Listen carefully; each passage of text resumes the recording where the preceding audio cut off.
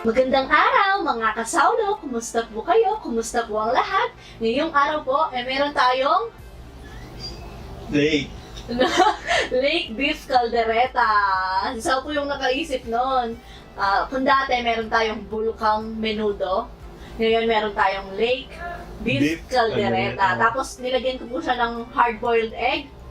Tapos meron tayong masustansyang gulay, of course. Meron tayong repolyo. Yung kay Saupo, buo ako, shredded, kasi di ko makain ng buo. Di ko makain ng buo yung repolyo. So, ayan mga kasawlo, huwag na nating patagalin pa. Saulo-saulo po tayo, mga tamo po kiyang Tara po, kapampangan. sabay-sabay po tayo. Kain po Tama tayo. po. Hindi ko muna to. Ito, dito. Patatas muna siyempre. Patatas. Yung lake tapos may bundok. Patatas po. Mmm.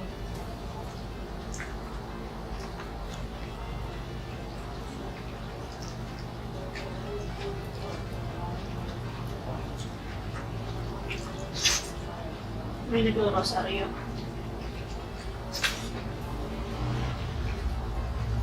Kain po tayo.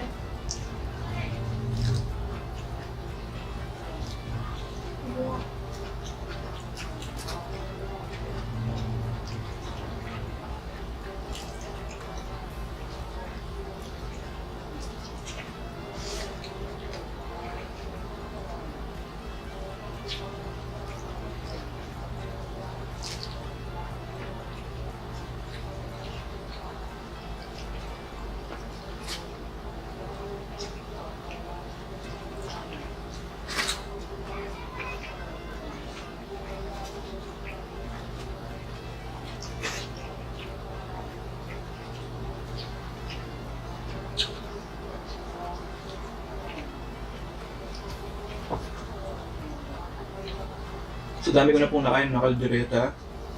Yung kay po, hindi ko pa po natingnan sa mga okasyon, ganyan. Parang pang-special po siya, ganun. Hindi po dahil sa asawa ko siya, ganun. Ano lang, pang totoo lang, ganun. Parang hindi pa po nakakatingin ng ganitong kaldereta. Hindi. Minsan, gagawa tayo. I-share natin sa kanila.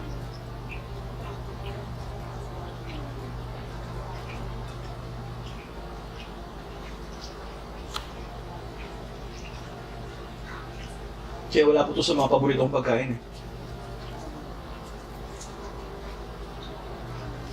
Ngayon, kasali na po siya.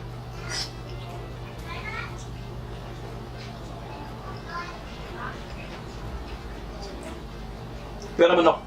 Kaya po na manok na kaldereta, no? Malansa.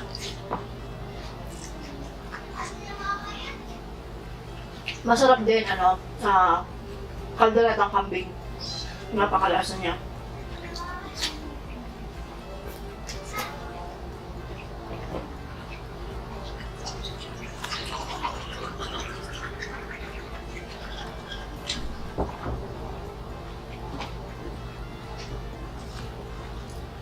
Napakalapot po kasi napakatik ng ano niya. Yung sarsa.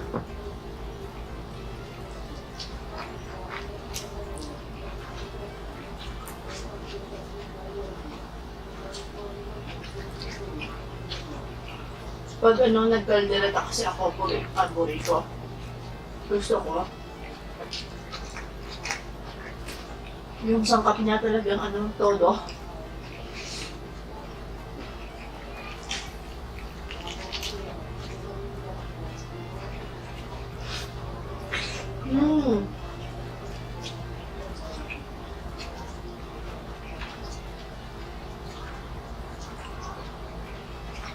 May matigas, may malambot. Bagkus na pressure cooker na po ito. Pinuuna ko po yung matigas.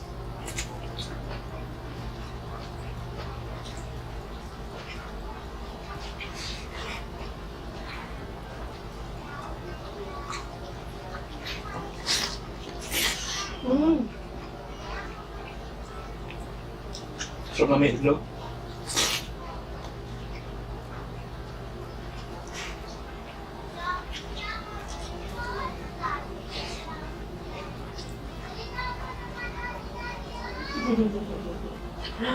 May kumantuan si Rai Rai tsaka si Gargar.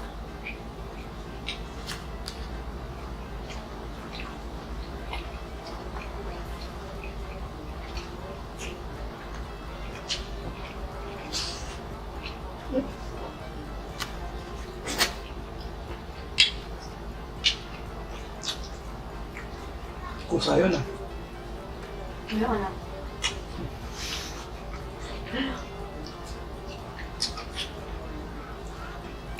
Kinakain bell pepper? Wait, sinubo ko na. Tsaka yung carrots. Di ba ako kumakain ng lutong carrots? Tsaka patatas.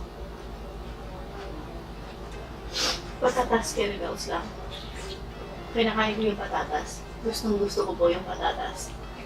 Paborito ko yung patatas. Di ba sarap ng prutas?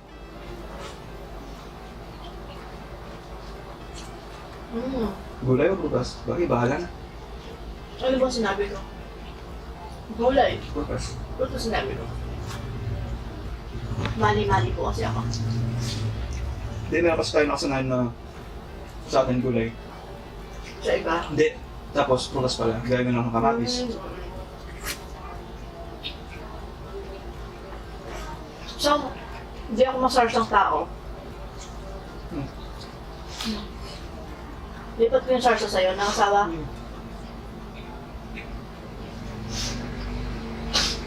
Ba't pag nagmumukbang, nangangati na yung ilong ko?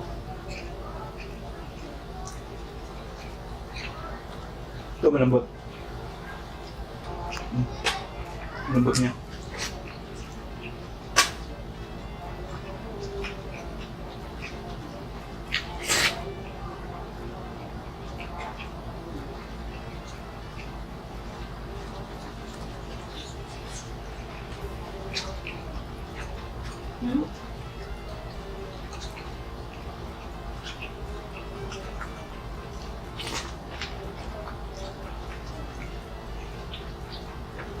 Masarap to, konting ulam lang, tapos maraming kanin. Kasi sobrang lasa niya. Masaw? Kinikipit ko po yung kanin eh. Mapapasin nyo naman po.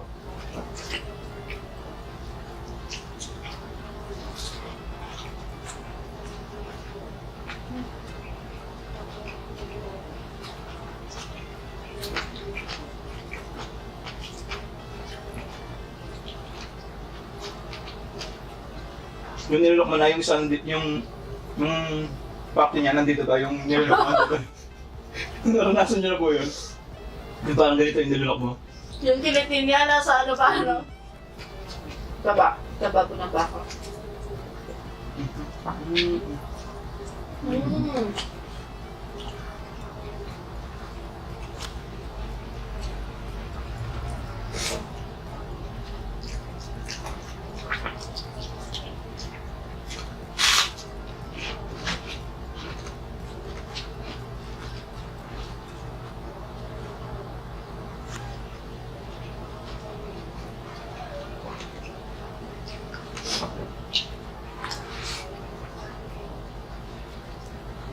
Thank you, Lord. Tapos sosong.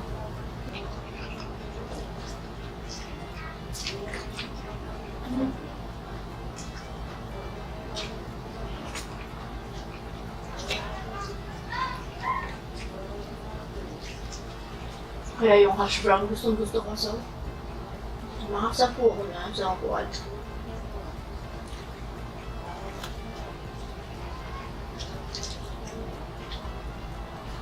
Pag yung mga bata, gusto ko kumakain ng patatas pero kumakain sila ng fries. Tsaka hash brown.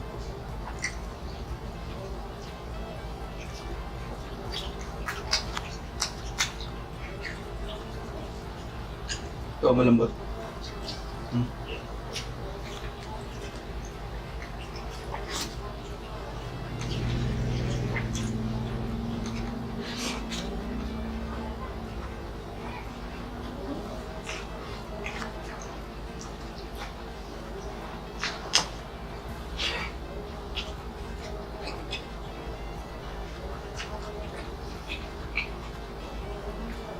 Tigas.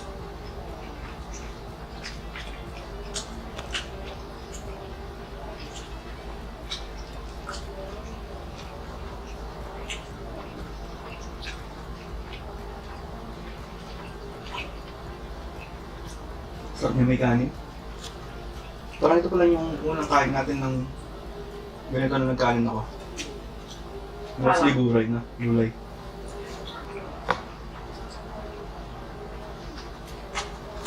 thank you Lord. Buko. Anong kulay? Siyempre, mahaba. Sulat sa'yo.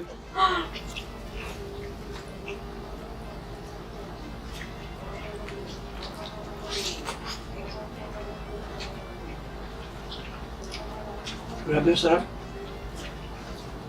Siya yung lagkit niya. Pwede yung pampulutan, pwede kong pang okasyon.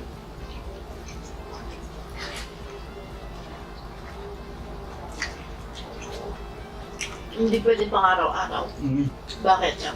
Mahal. Mahal siya. Mahal kita. Ito mo muna yung ano. No. Mahal. Mahal. Hindi ko pa nakwento yun, ako. Hindi, inom ako.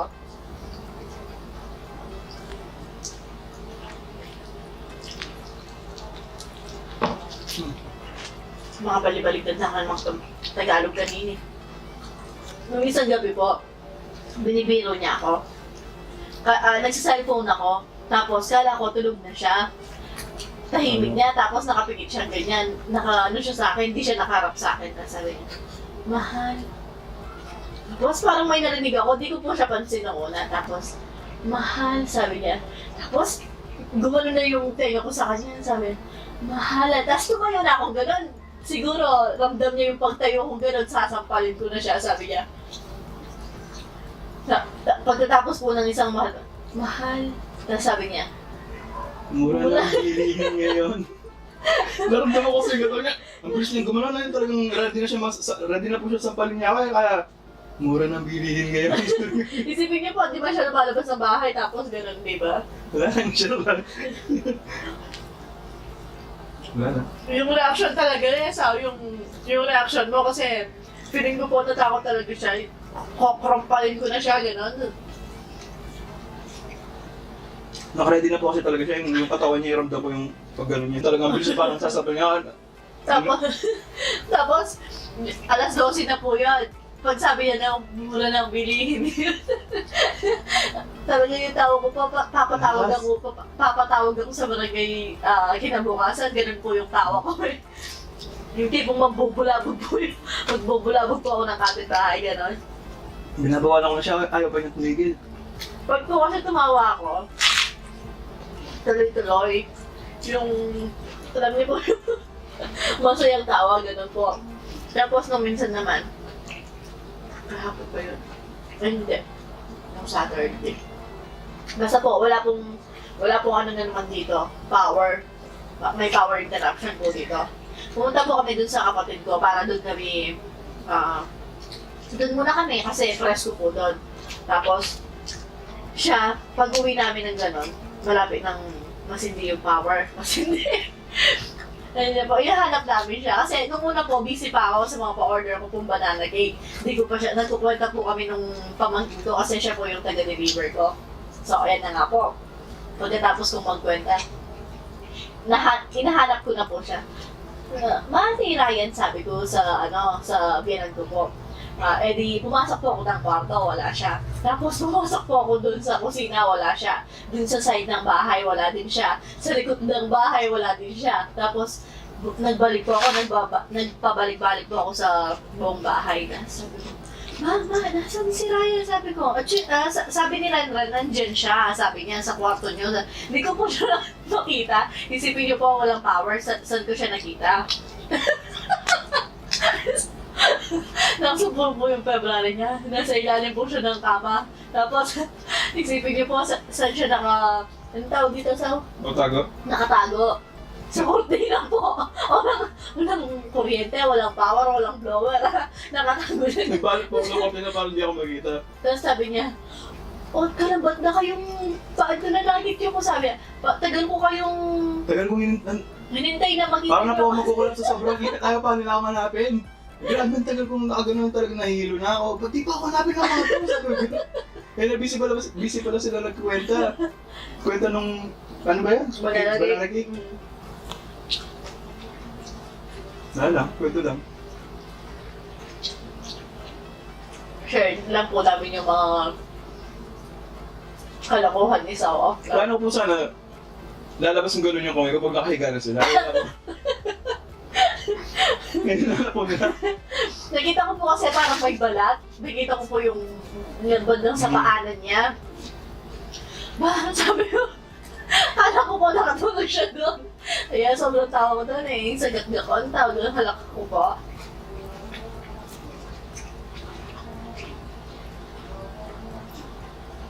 Kasi, Okay?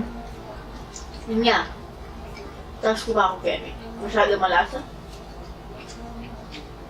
Wala, hindi natupad yung plano kung takutin ko sila. Yung mga bata, pag kita ko sila, di ba, tawa ako ng tawa. Tagal ko pag tumatawa, as in halak talaga. Nakatingin lang yung mga batang ganyan sa akin, no? Na-shock dun sa ano ko, sa reaction ko. Imagine niyo po yung pawis mo na, puro natagaktak. Yun nga eh, biruin mo ang init tapos nandun yun sa ilalim. Sawa ko.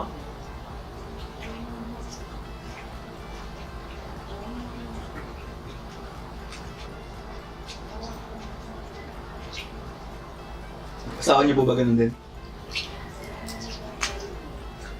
Boyfriend? Kapatid? Hmm? Ang tigas nito, oh.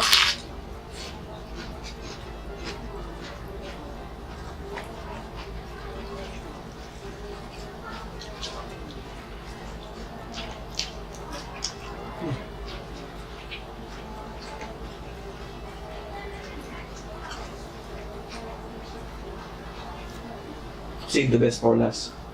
Kanin. Save the last for best.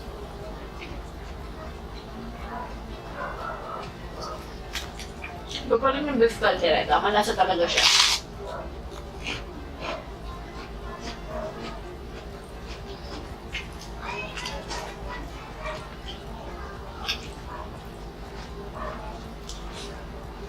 Gusto, oh.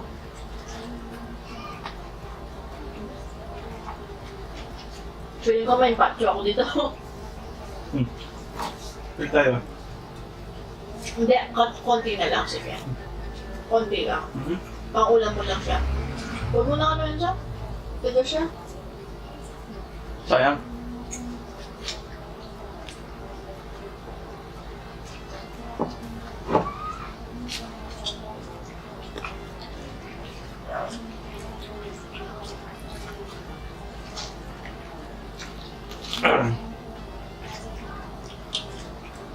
Kulang pa lang.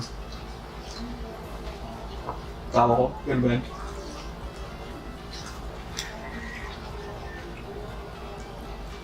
Isa pa. Tigas. Huwag na. Kaya. Sayang. Parang bitin yung ulam ngayon, no? Hmm?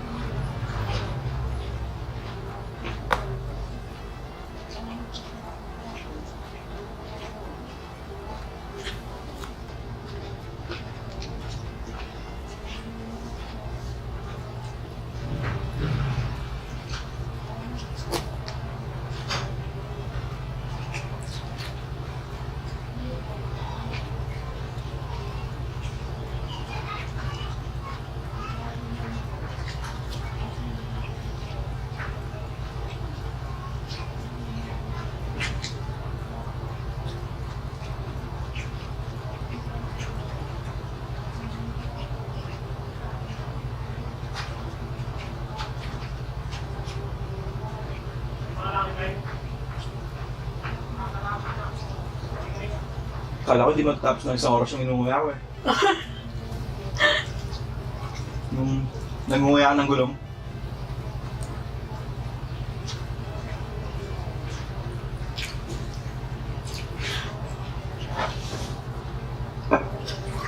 Ito yung masarap. Hmm? Ito yung masarap. Sour siya. Maso ko. Hmm?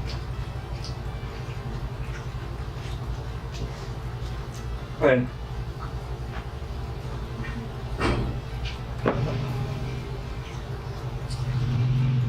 Parang ano, no? Wiper? Wiper ba yun? Sa sakyan? Mm.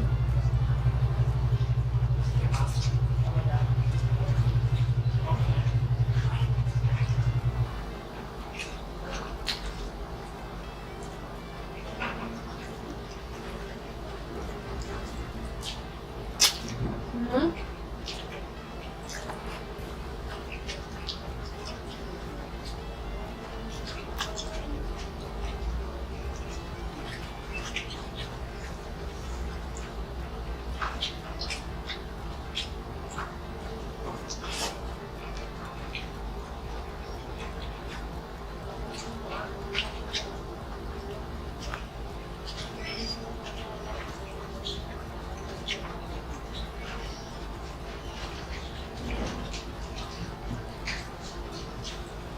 Thank you, Lord.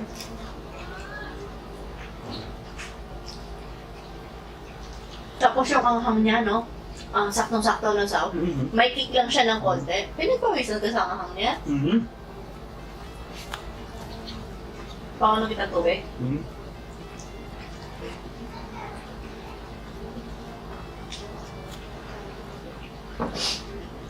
Thank you, Lord.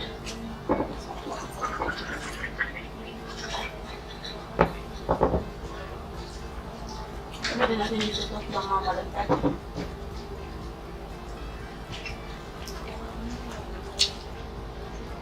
Thank you, Lord. Yung mantika, oh.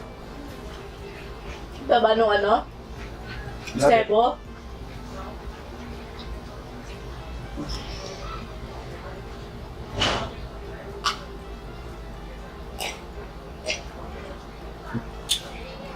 Isa ba? Isa pa? Nabitin eh.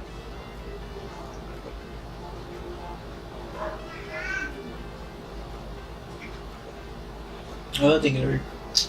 So, ayan na nga po mga kasaulo. At dito na po nagtatapos ang ating Lake Caldereta Mukbang. Sa susunod, paalam. Maraming salamat po. Ingat ang lahat. God bless us all God bless us all po. po.